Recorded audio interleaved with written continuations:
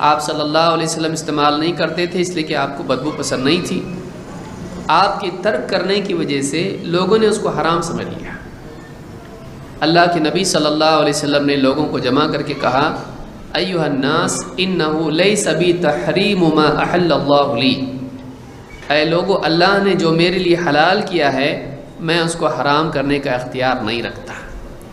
تو نبی کو اتنا بھی اختیار نہیں ہے کہ پیاز اور لہسن کو اپنی طرف سے حرام کر دیں، لہٰذا اس سے بڑی چیزیں اور زیادہ سنگین ہیں۔ ایک انسان اگر علم کے بغیر لوگوں میں بولے گا، بہت ممکن ہے وہ لوگوں کو حلال کی بجائے حرام بتا دے، حرام کی بجائے حلال کر دے۔ لہٰذا ایک انسان کو چاہیے کہ دین کا علم حاصل کرے، اس کے بعد تعلیم دے۔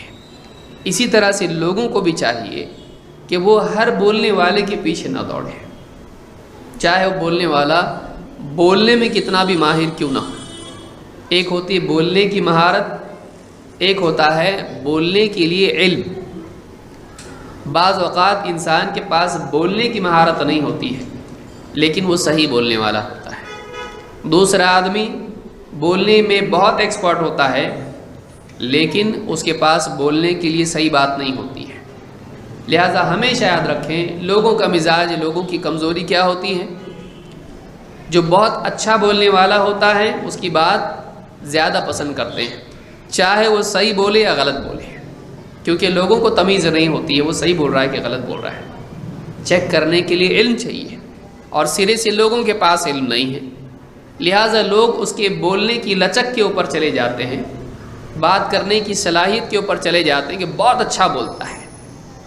تو بہت اچھا بولتا ہے اور بہت صحیح بولتا ہے میں زمین آسمان کا فرق ہے۔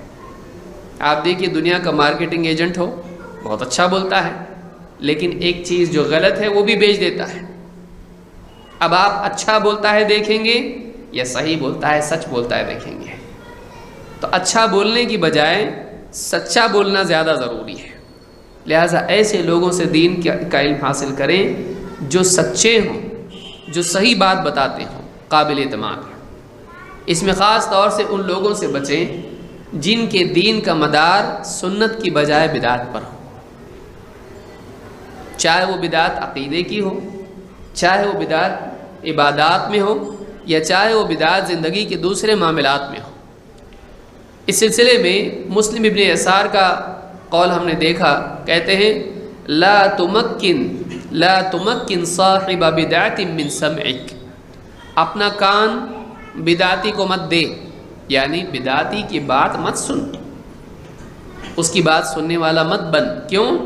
فَيَصُبَّ فِيهَا مَا لَا تَقْدِرُ أَن تُخْرِجَهُ مِن قَلْبِكَ، کہیں ایسا نہ ہو کہ وہ تیرے کان میں ایسی بات ڈال دے کہ پھر وہ بات کان کے ذریعے سے دل میں چلی جائے اور تو اس کو نکالنے کی کوشش کرے اور نہ نکال پائے۔ بعض اوقات ایک آدمی آتا ہے ایسی بات اس کے دل میں شک والی ڈال دیتا ہے کہ پھر وہ چیز شک نکالنے کی کوشش کرتا ہے، نہیں نکل پاتا ہے۔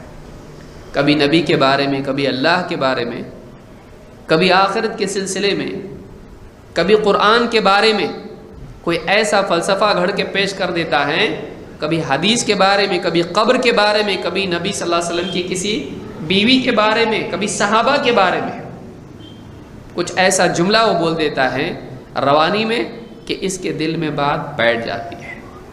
کبھی نبی صلی اللہ علیہ وسلم کی شان میں گستاخی کی بات ہوتی ہے، کبھی آخرت میں قبر کے بارے میں یا جہنم کے بارے میں، جنت کے بارے میں شک کی بات ہوتی ہے، کبھی وہ اللہ کے بارے میں ہوتی ہے، اللہ کے اسماء و صفات کے بارے میں ہوتی ہے، کبھی صحابہ کے آپس کے اختلاف کے بارے میں ہوتی ہے۔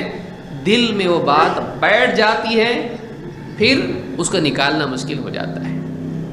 لہٰذا ایک آدمی، آپ سوچئے آپ اپنے گھر کے اندر دروازے سے اندر کسی خراب جانور کو آنے نہیں دیتے، کیوں؟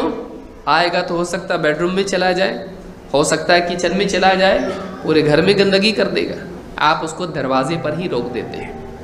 اسی طرح سے باطل کو آپ اندر آنے دیں اور آپ کے دل میں وہ باطل بیٹھ جائے، پھر نکالنے کی کوشش کریں۔ آپ کو ضرورت کیا ہے؟ آپ اپنی زندگی کو ضائع کیوں کریں؟ ایسے کام میں کیوں لگائیں جس کی کوئی ضرورت نہیں ہے؟ لوگ کہتے ہیں ہم سن کے دیکھیں گے تو صحیح کیا ہے، غلط رہے گا تو نہیں مانیں گے، صحیح رہے گا تو مانیں گے۔ دیکھیے آپ اگر غلط رہے گا تو نہیں مانیں گے، آپ کا دل آپ کے بس میں نہیں ہے۔ کتنی چیزیں دل میں آ جاتی ہیں، نکالنا مشکل ہو جاتا ہے۔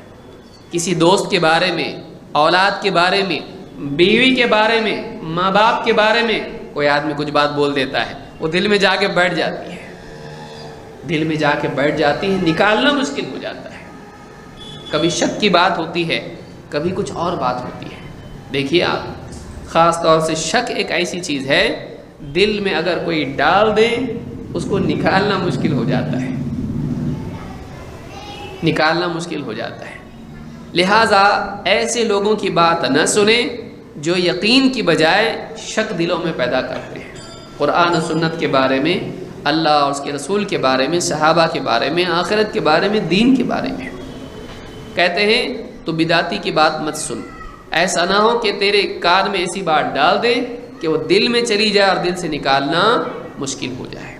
ایسا کوئی فلسفہ تجھ کو پیش کر دے تو اس کو اپنے دل سے نکال نہ پائے، تیرا دل کہے کہ نہیں یہی بات صحیح ہے، چاہے قرآن کی بات سامنے آئے، حدیث کی بات سامنے آئے، قرآن کی بھی تعویل کرنے لگ جائے، قرآن کی بھی آدمی تعویل کرنے لگ جائے۔